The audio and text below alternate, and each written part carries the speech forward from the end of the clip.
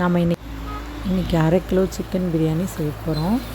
1/2 kilo chicken, 1/2 kilo rice, மொத்தமாக பார்த்திங்கன்னா 4 tumbler வரும் ரைஸு. அதுக்கு 8 டம்ளர் தண்ணி நம்ம போட போகிறோம்.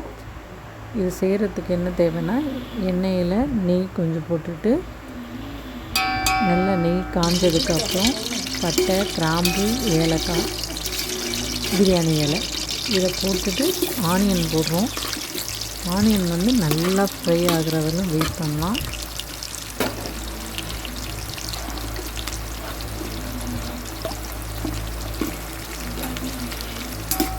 ஆனியன் நல்லா ஃப்ரை ஆனதுக்கப்புறம்தான் நம்ம மற்ற விஷயங்கள்லாம் சேர்க்கணும்.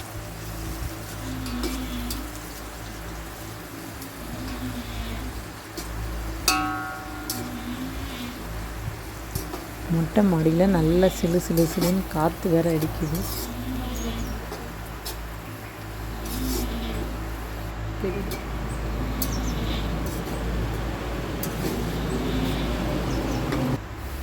ஆனியன் நல்லா ஃப்ரை ஆனதுக்கப்புறம் ஜிஞ்சர் கார்லிக் பேஸ்ட் போடுறோம். இஞ்சி பூண்டு பேக்கெட்டில் வாங்கக்கூடாது, நம்ம வீட்டிலே அரைச்சதை சேர்க்கணும்.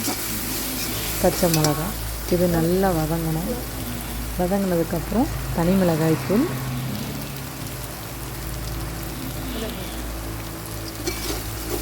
தேவையான அளவு போட்டு நல்லா கிளறிக்கணும். கிளறிட்டு சிக்கன் மசாலா தூள் போடணும். அதுக்கப்புறம் பிரியாணி மசாலா, ஒரு மசாலா போடும்போதும் நல்லா கிளறி விட்டுக்கணும்.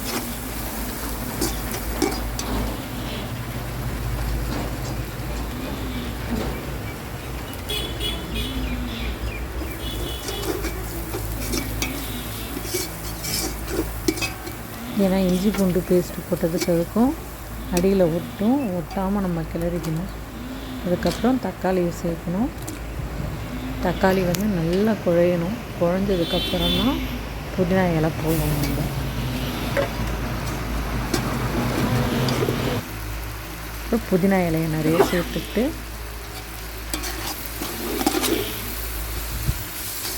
இது எல்லாமே பார்த்திங்கன்னா 4 டம்ளர் ரைஸ்க்கு நான் 4 ஸ்பூன் உப்பு போடுவேன். நான் எப்போவுமே இது அளவு ஸ்பூன் வச்சுருக்கேன். 1 டம்ளர் அரிசிக்கு 1 டம்ளர் ஸ்பூன் உப்பு போடுவேன்.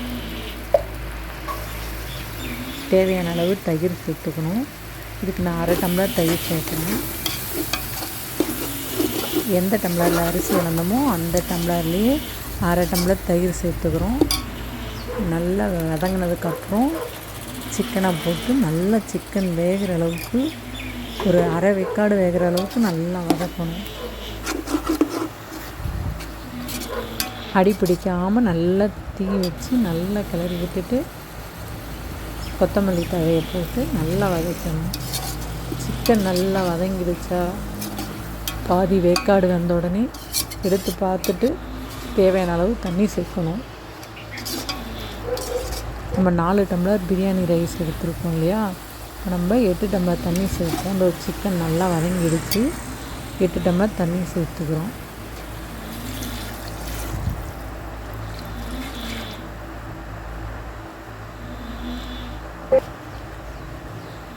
இது நல்லா தண்ணி நல்லா கொதித்து சிக்கன் வேகிற வரையிலும் வெயிட் பண்ணணும். மூடி போட்டுடலாம்.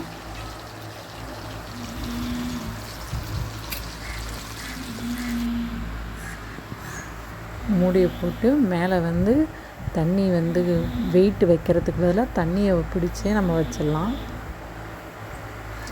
சிம்மில் வச்சுக்கணும். சூடான சுவையான சிக்கன் பிரியாணி ரெடி.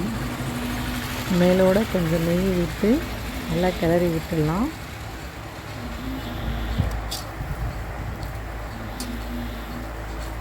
நல்லா உதிரியாக வந்துடும். இந்த கிளைமேட்டுக்கு நல்லா சிக்கன் 65 ரைத்தா வச்சு சாப்பிடும்போது வேறு லெவலில் இருக்கும். நீங்களும் இதே மாதிரி செஞ்சு சாப்பிட்டு பார்த்துட்டு கமெண்ட்டில் சொல்லுங்கள்.